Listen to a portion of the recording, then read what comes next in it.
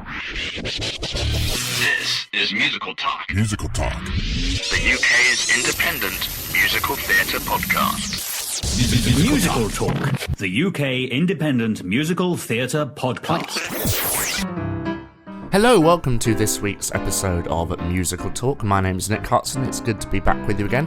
This episode comes to you on the second day of summer in England, so I hope the rain is lovely and warm. Today we're going to be hearing from the brilliant David Herzog as he talks to the musical director of a comedy about a bank robbery from the brilliant people at Mischief Theatre, who have brought us West End hits such as The Play That Goes Wrong and also Peter Pan That Goes Wrong. They're sort of becoming West End stalwarts, so we thought it'd be nice if we could get someone from that show involved. And I'm also going to be sharing my views about Aladdin, which has just opened in London at the Prince Edward Theatre. So, let's start with David Herzog's little feature, and I'll speak to you after that. Musical Talk. Hello, my name's Joey Hickman. I was the musical director and arranger for the comedy about a bank robbery. Excellent. So, Mr. Hickman, welcome to the program, sir. Thank you. So, we've been so anxious to get somebody from the Mischief Theatre Company to be on the program. But the tricky thing with the Mischief Theatre Company is they have written two excellent plays. Sure, which, of course, don't play on a musical theatre podcast very well. Until now. Now they've got this brilliant new comedy called, literally, The Comedy About a Bank Robbery, and that's playing at the Criterion Theatre here in London as we speak. And it could easily be classified as a play with music. Would you agree? Yeah, I mean, there's a big element in this production of music, and the cast were very keen to have. It's set in the 50s, so it's not like their other two successes, which have been Goes Wrong shows, Play That Goes Wrong shows, or Peter Pan That Goes Wrong. So it's very much a departure from that, and they've written their own kind of a farce, which of course has things going wrong, but it's not an amateur dramatics company putting on a show where the stage, bits of the set break and the acting can be bad, people forgetting their lines. It's very much a traditional farce. And it's set in the 50s, so it's set in Minnesota, Minneapolis, in 1958. So that era of music, they were very keen to have throughout the show, so that kind of 50s doo-wop. Right. They were really excited about, and so they got me involved to help them along the way with that in mind. Brilliant. So how long have you been involved with the piece then? When did they bring you on board? Well, I first of all got asked to come in for a workshop back in, September last year, I think. So not too long ago in the grand scheme of things, really. Yeah, not too long. And they had a 4-week workshop, which was great for them, and they were able to have a real good crack at kind of discovering the show. And I went in a couple of times and just helped them. I arranged a vocal arrangement of The Great Pretender by the Platters, sure, which they suggested. So I said, yeah, that's fine. So I came in and so I arranged a quick vocal arrangement of that song, kind of 4-part harmony. And went in, and they were very apprehensive about the whole thing. As you've said, they've never had music in a show before. They have. Peter Pan did have a song, but not kind of through line kind of motifs and things like that. Yeah. So they were all quite anxious. But there's a lot of them who are very good singers, and I had to. I've worked with them before. I used to be their pianist when they were a improv group, when they did the Lights Camper Improvise shows. So I knew them quite well. So I knew a lot of them were very good singers, but they still, even the good singers, were very apprehensive about the whole thing. But luckily they committed to it, and they gave it a go, and of course it worked out. So I taught them The Great Pretender, and then I saw them show that as a showing at the end of their workshop, and I was really impressed because I taught them, then I came back, and they'd remembered it really well. So at that point, that was the point that I thought, this is something we could go with. This is something that they can do, because it's 4-part harmony and it's a cappella. There wasn't any instruments involved. Right. So it was, they were keeping in key, and they were keeping their harmonies there. So that was the moment for me when I thought, you know what, they can do this, and this is something that I think would be great in the show. Excellent. So at that point, you knew that you could go forward with putting more music into the piece. Exactly. And there's quite an impressive selection of songs from that era in there. You've got The Great Pretender. You've also got, what else stuck out when I saw it? Things like Why Don't You Do Right? Yeah. So how did you come about coming up with that list of songs? Well, I kind of compiled my own kind of playlist, I guess, of songs from that era, which I felt would either had an element of the right feel, and also lyrically, you know, because I was rearranging pieces from the 50s. You know, I wasn't composing with, you know, with original lyrics. I wanted to get pieces which kind of rang true to elements of the story in their original lyrics anyway. So that was part of what I tried to go for, and also that kind of doo-wop.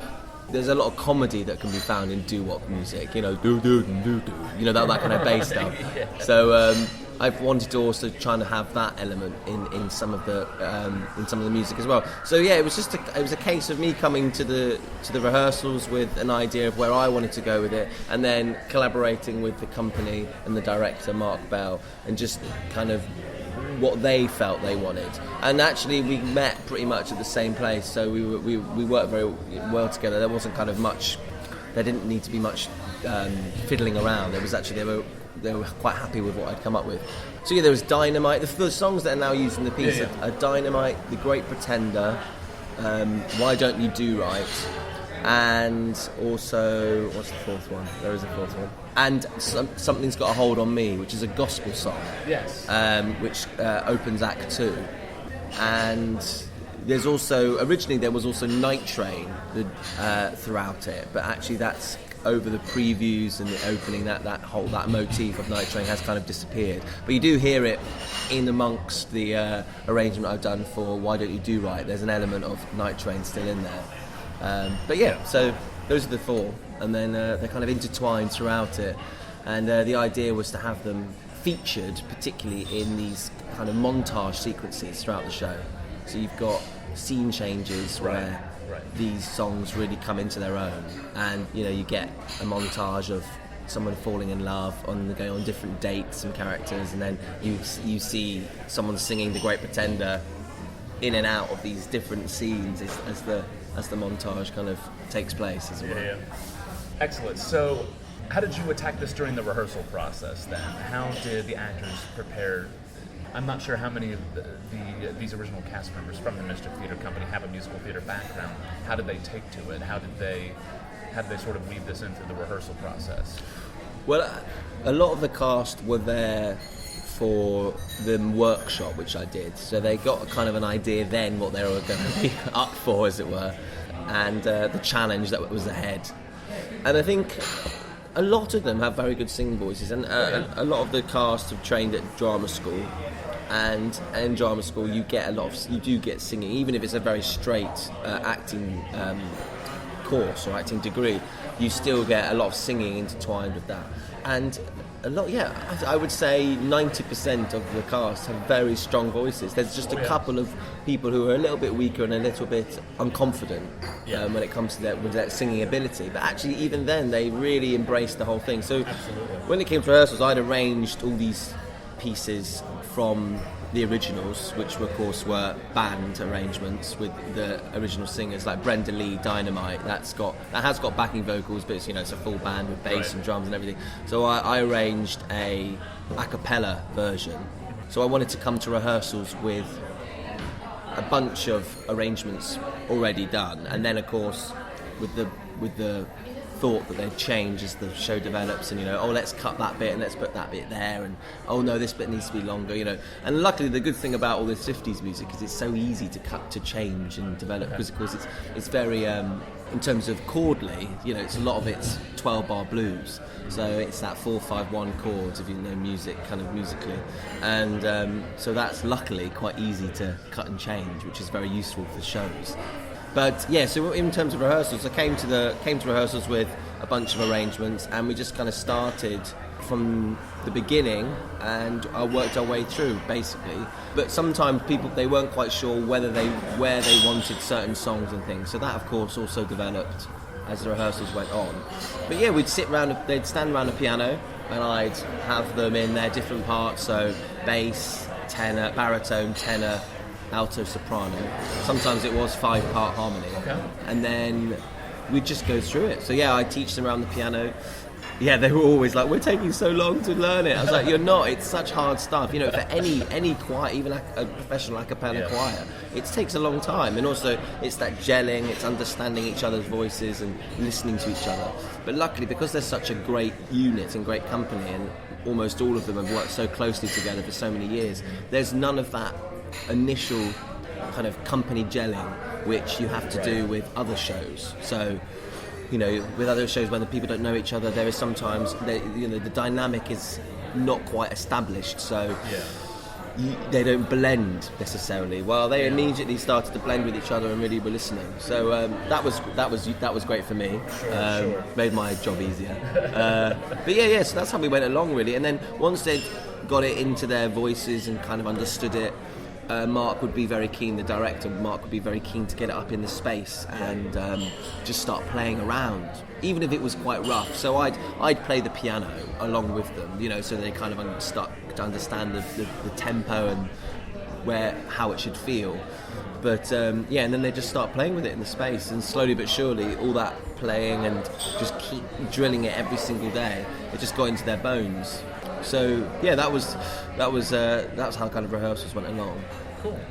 That's just proof positive that if you are in drama school, students who are in drama school at the moment, pay close attention, because even though you feel like you might be looking forward to a career of just straight plays or film or television, you never know when those singing skills are going to come in handy that you are taught at drama school. And this show's kind of the perfect example, isn't it? Absolutely, yeah. And I think, you know, actors. Yeah, there's so many actors now. There's actor-singers, there's musical theatre people. I think at the end of the day, you know, you always want, in acting, you know, the acting is always what you want to carry the story, and then the singing is also there. So if you are a good singer at like a straight acting course, I think you should really relish the fact that you have a singing ability, because it opens up so many other doors. Oh yeah, you never know when it'll come in handy, even for a piece like this, which is technically non-musical exactly theater, but it is a play with music. Yeah, exactly. And I look to the future of this show in particular and think, you know, they're going to have to open their doors to a kind of different clientele of people, because, you know, they're used to getting very kind of people they've known who are very good at slapstick and straight acting potentially, but, you know, they're going to have to open up their doors for singers as well now, because there is such an element. And luckily the original cast are very good singers, but you know, to the future changes and cast changes, they're going to have to get as well people in who are very strong singers as well. So they're a talented bunch, because you know, it's very lucky that they also can do all this comedy, but also a lot of them are great singers. You know, Nancy Wallinger's got quite a few featured moments in this production. She's got a fantastic voice. You know, excellent job in it. Yeah. And she's I think she's also really enjoying that element. Excellent. One last question before we go today. What kind of reaction have you gotten from the music in this piece? What kind of feedback have you received? Nice feedback. I mean, there's some reviews have mentioned it a couple of times, and that's always nice. And I think it's one of those things with the music, is because it's not a musical. It kind of is this linking technique. You know, this. It's this element that links the whole show together. You know, we've got, so every time there's a scene change or, you know, there's a big kind of story-driven moment, there's music behind it, and I think what it does is people might not necessarily notice it as a huge aspect of the show, but I think what it does is it just helps it all kind of become a cohesive product, or not product, but, you know, a cohesive thing as a whole. And I hope, people will quite enjoy it. And I've had some lovely comments. I mean, and I think it's getting better, you know. And I've heard some feedback about certain aspects of it. You know, when it sounds a bit quiet, so we've taken those on board. But on a whole, it's I think it's working well, and people seem to be enjoying it. So it's I haven't seen it actually in a couple of weeks, so I'll be going back to see if they're doing it how I want them to be doing it, you know, whip them back into shape. But it's really exciting, and I'm really happy with them, because they've really they've done a great job, and it's been really difficult for them, as I said, because back, you know, when they were so apprehensive about the whole thing, but they've committed to it and they've embraced the whole thing, and they've achieved, you know, a lot, and it's wonderful. So Joey, thanks for being on the program. We appreciate it so much. And before you go, do you have any other projects coming up that you can tell us about?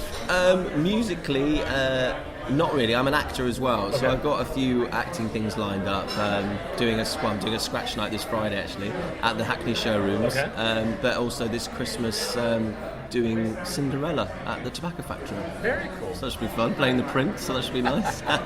But no, musically, not really anything lined up at the moment, so we'll see. Yeah. Cool. Thanks for being on the program. Look forward to any future endeavors you may have. And folks, go out and go see a comedy about the bank robbery at the Criterion Theatre. Thank you very much. Thank you. This is Alan Menken, and you are listening to Musical Talk. Jerry Hickman and our very own David Herzog there. For more information about the comedy about a bank robbery, simply visit thecomedyaboutabankrobbery.com, so you can go and hear all that lovely 50s music that Joey arranged there. Now, I want to talk to you about Aladdin, the new musical from Disney, which is playing at the Prince Edward Theatre. I went to see it. I will start this review by saying that it wasn't press tickets. I didn't go on press night. I just went normally, had very nice seats, and went with a Disney fan. And it was really, really, really good. I've been looking forward to the show for a while, and there hasn't really been, for me, a show that I've been so excited to see. I'd heard from friends in the States who had seen it, and all I heard was, it's okay. Of course, the genie is brilliant. We had Trevor Dion at Nicholas in the production I saw. He was absolutely phenomenal. I'll talk more about him in a bit. I went, and it's very sparkly, it's very fun, it's very, very colourful, but for a British audience, and this is what a lot of the reviews have picked up on, it's very, very pantomime-like. The bit that first struck me, which was interesting, was the fact that everyone, apart from Jafar, had American accents, even though we're in the most famous fictional city in the world, as it's called in the beginning, of Agrabah. I don't know why they had to give them all American accents. I guess because the dialogue is very American, it's very musical comedy. I wondered why that choice had to be made, because we had actors in this show from Bradford and Birmingham, and it would have been quite fun if it had more regional accents in it, as the place we're in doesn't really exist anyway. So they don't do that in The Lion King, as far as I can remember, do they? Anyway, correct me if I'm wrong, I usually am. So this is the classic Disney 1992 film, put on stage using Howard Ashman and Alan Menken's original concept of making it more like a 1940s Bing Crosby, Bob Hope kind of a buddy picture, with elements of Fats Waller and Cab Calloway thrown in for the genie, and that is very, very apparent in this production. It wasn't so much apparent in the 1992 film with Robin Williams, because he came in and did his shtick, and that is what he is, that's what that film was most famous for. The show has choreography and direction from Casey Nicholaw, and it stars ex-Sugar Babes Jade Ewan as Jasmine, also famous for appearing with Andrew Lloyd Webber in the Eurovision Song Contest, and it also stars Dean John Wilson as Aladdin, and of course Trevor Dion Nicholas as Genie, who also did the role on Broadway. The show, I will say, lifts off when the genie enters. It was getting a bit stale until that point. Because the film is so short, the musical is so long, they have to... it's not a long musical, it's a normal length of musical. They had to, of course, not shoehorn new songs, but they had to put some very lovely moments in. And it does feature one of my favourite Disney songs of all time, which is Proud of Your Boy, which was never written for the original film, but it was never included in the original, so it's nice that they've gone back to that idea. Aladdin has three brothers in this production, Omar, Kazim and Babkak, and they offer, very, very strong elements of comic relief, as do all the characters. Jasmine and Aladdin, as in the case with a lot of Disney musicals, are very flat and two-dimensional characters. They kind of want one thing, and, they get it either through magic or through finding the inner person and all that kind of stuff that Disney likes to teach us. But this show does what it does very well, and what struck me as interesting was it doesn't scream spectacle. It does at some points, but they've gone for an almost old-fashioned style production here, with lots of cloths and even doing tab scenes, to the point of it almost being pantomime-like. And Jafar is straight out of a pantomime villain. He doesn't enter stage left, but he does enter stage right every single time. I don't know if that was intentional, just to make it seem that it's not a pantomime, but it is a pantomime to our eyes. And I think Beauty and the Beast suffered here for the same reason, and the reason The Lion King hasn't suffered here, because it is not a pantomime, it is a world theatrical piece. Aladdin doesn't really borrow any elements from world theatre, it's just pure Western style production. A Whole New World was lovely. The carpet is very, very clever. Some people said they can see the strings from the back of the upper circle. I was sat in the middle of the stalls and I couldn't see the strings, so I don't know whom to believe there. We had some lovely LED kind of starlight effects going on, which was very nice, but we didn't need the cloth representing the sea being flapped around by two visible stagehands. I think that could possibly go. I hope it does, because it was very, very distracting from an otherwise beautiful scene. The new songs are very good, with their new lyrics and book by Chad, I apologise for pronouncing your name wrong, Chad Baker-Willin, and of course our very own Sir Tim Rice has contributed lyrics for when Howard Ashman passed away, writing such songs as A Whole New World, The Reprise of Prince Ali, and One Jump Ahead. What also really struck me as amazing in this show was the band. It might have been the seats I was in, but it was a really, really big full sound, and we were at a preview and it did not feel like a preview. This production was so tight and brilliantly performed by everyone that you wouldn't have realised you were in a preview. Do go and see the show. It's an absolute delight. It won't be the huge spectacle you're after, but it is incredibly funny, very witty, some groan-worthy jokes, often about food, sort of I feel awful. Who said falafel and all that kind of stuff. So borrowing on the pantomime tradition, but possibly borrowing on the 1940s comedy style tradition. Very, very musical comedy. Beautiful design at some moments by Bob Crowley, especially the Cave of Wonders. There was one lovely moment where Aladdin gets knocked over and the whole theatre goes dark, including the emergency exit lights, which is lovely. Of course, Friend Like Me is the highlight of the show. I'm hearing reports that some shows it gets standing ovations, which is, sort of halfway towards the end of Act 1, which is brilliant. Nothing else in that show tops that moment. Prince Ali is very good. He comes on in a kind of, the genie comes on in a sort of zoot suit. The costumes just look absolutely incredible. And you sit there thinking, are all these Swarovski crystals necessary for this show? Or is it just Disney showing off that they can do what they do? But they do it brilliantly. We do love a good Disney show, so do go and check it out. AladdinTheMusical.co.uk, the Prince Road Theatre. Short but sweet episode this week. Do go and check out our website at musicaltalkpodcast.weebly.com, and follow us on Twitter at twitter.com/musicaltalk. We're also on Facebook, and I will speak to you very, very soon. Have a lovely week, and do let us know if you go and see Aladdin, the comedy Band of Bank Robbery, or indeed any other show. Look forward to hearing from you, and I will speak to you next week. Bye bye.